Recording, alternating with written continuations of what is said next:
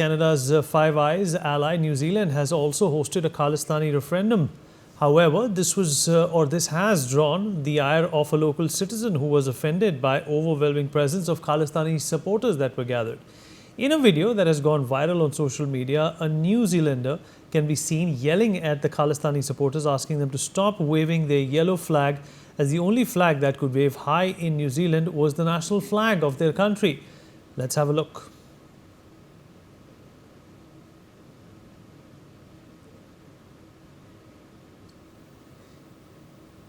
Okay. All right. Let me also rope in Dr. Lali into this conversation. Mr. Lali, why do you think that people are obviously going to get offended if unnecessary agendas, unbased and biased agendas of the Khalistani gang are going to start to penetrate democracies that really don't need such outburst or even such sympathy or empathy towards them? It is an internal matter of India. It has always been. Do you think that this futility is actually undermining the agenda that the Khalistanis have?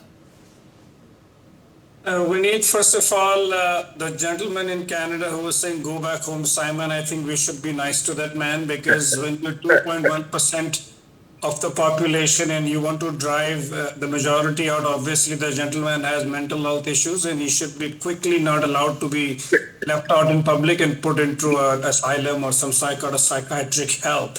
Number one. Number two, I fully agree with the gentleman in New Zealand who took a blowhorn and he was telling these gentlemen that, take your yellow, disgusting flag back. It's not needed here. Made a lot of sacrifices. This is our land, and why not?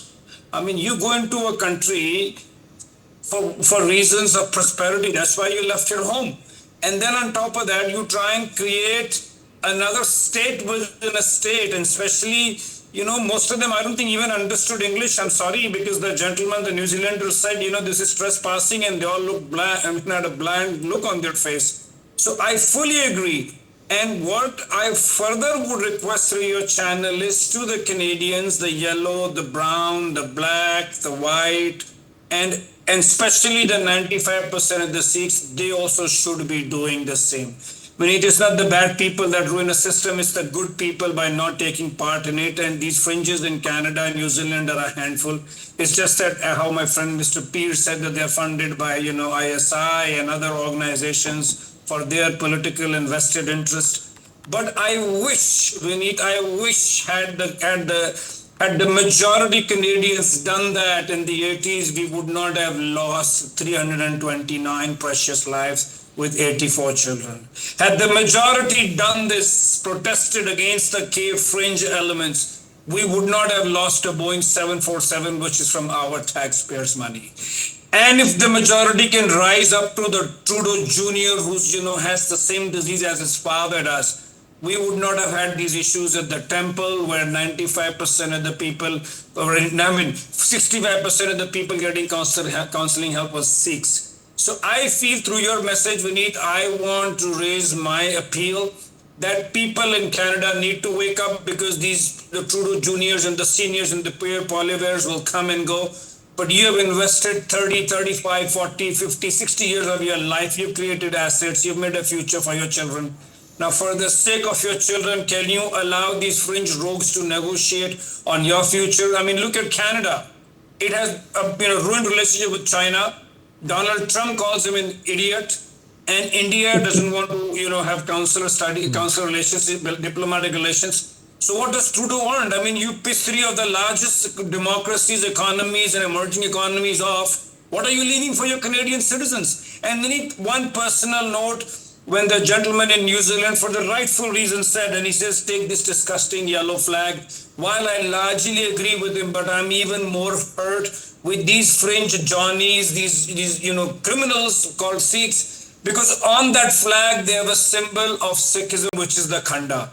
And the Khanda primarily stood for, it's the responsibility to provide food and provide protection for the needy and the oppressed. So it's very unfortunate that these Johnnies are not only ruining relationship between democracies, they're not only ruining, relationship for the diaspora, but as a Sikh, I'm totally hurt Because who gives them the right to use the word Sikh and Sikh emblems? I mean, 95% of the Sikhs live in India. We have all sorts of votes and elections here. What referendums do they have?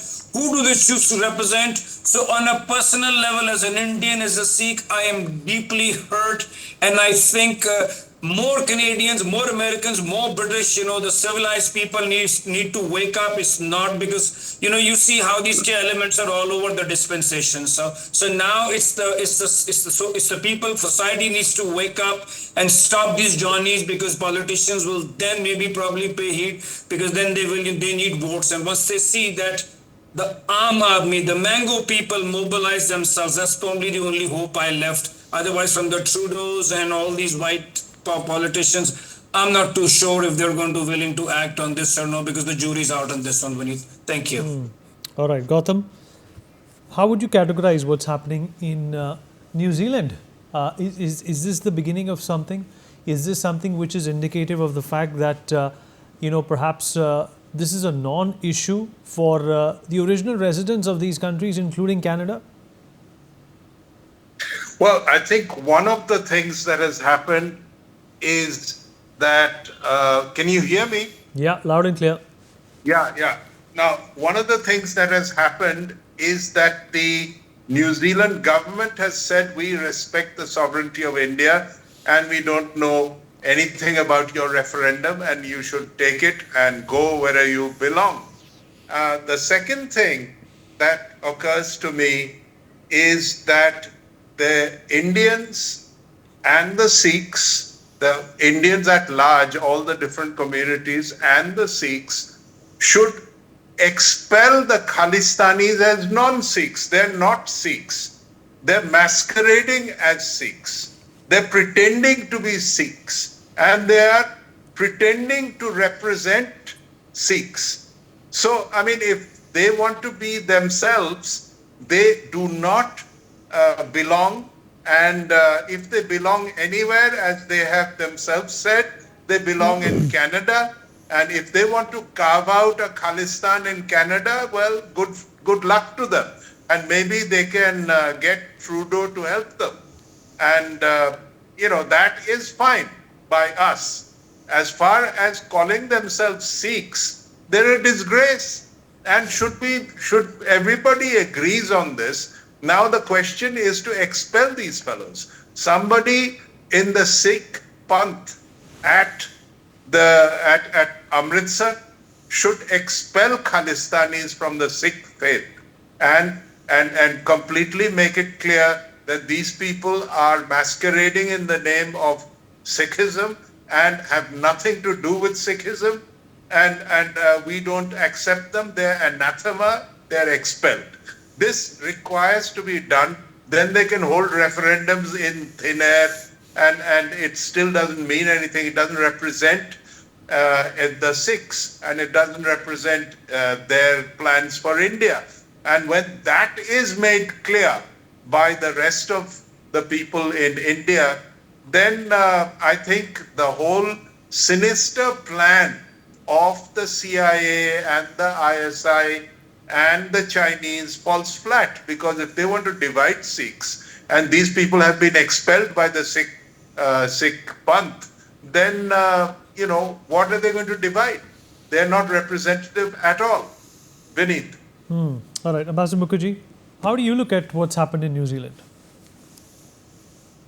I think what's happened in New Zealand is a very welcome development, considering that New Zealand is part of the so-called Five Eyes.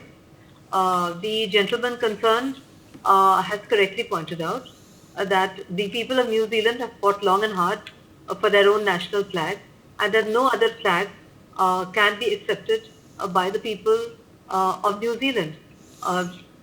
The next step, the way Gautam pointed out, is a logical step, that they should actually tell these people that they have no place in a free and democratic New Zealand, which is a multiracial society consisting of indigenous plus the white settlers, etc. In a democracy where indigenous rights have been carefully incorporated into their constitution, that there is no place in New Zealand for such troublemakers and unruly elements who seem to have come to New Zealand with totally wrong motive of disrupting the democratic fabric of New Zealand. They should be asked to leave. They should be expelled and sent back to where they came from. I presume that they must have come from Canada, because if they've come from India, we're not taking them back. So then they would become stateless. But certainly, I welcome what happened in New Zealand, and I think that's the correct way for citizens of Canada and any other place where such unruly, disruptive elements go, that they should be told clearly that there is no place for them in a multiracial, multicultural society, and that they should either behave like citizens of their adopted country or go back to where they came from. So I welcome very much this development. I hope that this continues. Vineet. All right, Sumit, before we wrap up, your thoughts on what's happened in New Zealand? I think what happened in New Zealand is a natural outcome, we need, because if you look at the numbers, 1.1% is the total Sikh population of New Zealand, and 53,000 is a number, and these Khalistanis might be 500. So my idea to the people of, or the government of New Zealand is find a small island, send them there, these all 500 people of them, bolo, okay, bhaiya, this is your Khalistan, live, breathe, be happy and dance till eternity. This is what is going to happen with them, because you don't deserve to live. And we need, this is complete infringement of people's rights, because I go to a country, then I can't make a country within a country. It's like, tomorrow then the Muslims will go to another country, say, let's have Sharia. What is this country within the country? Now, the most important question is, if you're a Canadian, which you say I'm a Canadian, if you're a New Zealander, which you say you are New Zealander, what is your business with Patiala here, bhai? What is your business with Amritsar, Patiala or Patna here? That is our country. Now your country is there. You want to make a Khalistan or whatever, make there. And I agree with my brother Laliji. This holy symbol of Sikh Panth cannot be, should not be used. You don't represent Sikhs. You are disguised. Bhai, kisne bola tumhe? Who gave you authority to use this symbol? Vineet, when it came to that Dharam Sansad, we have been on NewsX and we have condemned that. No, you don't represent Hindus. You are nobody to carry a Dharam Sansad on the behalf of Hindus. So likewise, if you are carrying those symbols of Sikhism, you are nobody to hold that symbol. And that symbol should not be given to you. You should not be allowed to hold that symbol. And if you have sympathizers and government, first make a Khalistan in Canada, in Australia or in New Zealand, wherever you want to be, make it sustain, then phir baat karenge on what is your local here. You are not Indian citizens. And these people and these elements are now Canadian nationals, Australian nationals, British nationals or nationals of New Zealand. So they become their problem. Having a Sikh origin or looking like a Sikh doesn't become an Indian problem. They are your citizens, Mr. Australia, Mr. Canada, Miss Australia, Miss Canada, or whoever. Handle them, deal with them and manage them. I mean, what is their business in interfering in the business of other country? They are your nationals. You have a Canadian passport. That's it. That's the period it. Likewise, everybody has roots everywhere, Vinny. Then every American will start intervening everywhere, and every European will start intervening in America. My great-grandfather came from there, and my great-grandmother was born there.